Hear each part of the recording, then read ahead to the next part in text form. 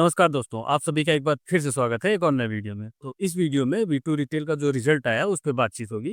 तो देखिए V2 retail का तो पहले इन्होंने अपना बिज़नेस अपडेट दे दिया था और उससे हमें पता चल गया था कि इनका रेवेन्यू 85% से बढ़ गया है।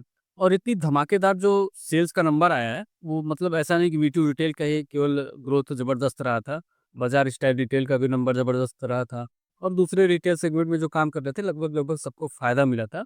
फ़ायदा क्या मिला था कि जो दशहरा वाला पीरियड है, जो कि लास्ट ईयर Q3 में पड़ा था, इस बार Q2 में पड़ गया। तो उससे जो सेल्स है काफ़ी बढ़ के आ गया Q2 का। तो सेल्स का नंबर तो हमें पता ही चल गया था कि वी2 रिटेल का 85% से सेल्स का नंबर बढ़ा है।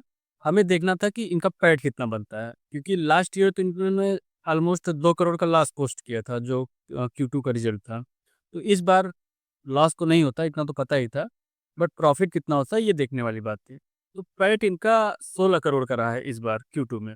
इसी के साथ अब ये भी लगभग क्लियर ही हो गया है कि ये पूरा फाइनेंशियल ईयर जो है, इसमें चारों क्वार्टर इनके प्रॉफ़िटेबल रहेंगे।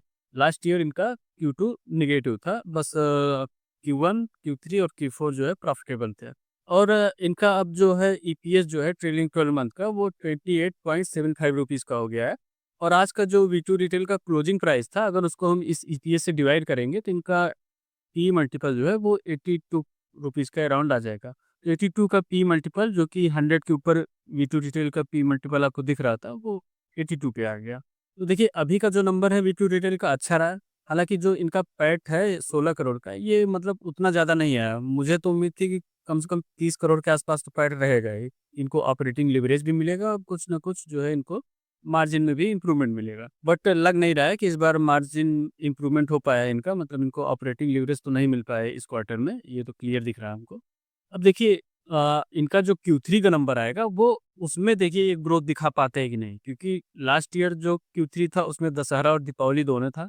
इस बार केवल दीपावली है Q3 में, जो दशहरा का सेल्स का इम्पैक्ट है वो Q2 में आ गया है। तो Q3 का नंबर जो जब इनका आएगा सेल्स का नंबर, तो देखने वाली बात होगी कि वो मतलब जो इनका ग्रोथ का मोमेंटम है, मतलब 50-60% के अराउंड जो इनका सेल्स का ग्रोथ आता है, वो कर पाएँगे कि नहीं, ये देखने वाली बात होगी। बट इनका जो ग्रोथ का मोमेंटम है, जो ग्रोथ की स्टोरी है, वो एकदम इंटैक्ट है। पहले 100 अपना स्टोर ऐड करने वाले थे इस फाइनेंशियल ईयर में, अब अराउंड 120 के आसपास का इन्होंने गाइडेंस दिया है, उसके लिए फंड भी रेज़ किया है इन्होंने। और इनका जो ग्रोथ स्टोरी है, वो मतलब अभी काफ़ी कुछ है इनके पास ग्रोथ करने के लिए, काफ़ी बड़ा बिज़नेस इसमें खड़ा किया जा सकता है। आप ट्रेंड को देख सकते हो, ट्रेंड लगभग 1.5 लाख करोड़ के आसपास का मार्केट कैप वाला बिज़नेस है। तो नहीं 1.5 लाख करोड़ के आसपास तो 50,000 करोड़, 60,000 करोड़, 70-80 हज़ार करोड़ के आसपास तक तो बिज़नेस लिया ही जा सकता है।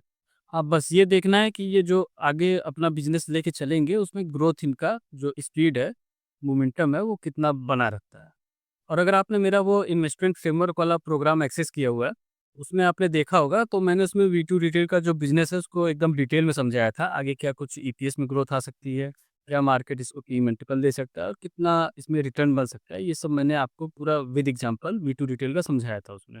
और आगे क्या कुछ इसमें ग्रोथ रह सकती है, ये सब मैंने आपसे डिटेल में डिस्कस किया हुआ था। तो इस वीडियो में इतना ही। Thanks for watching.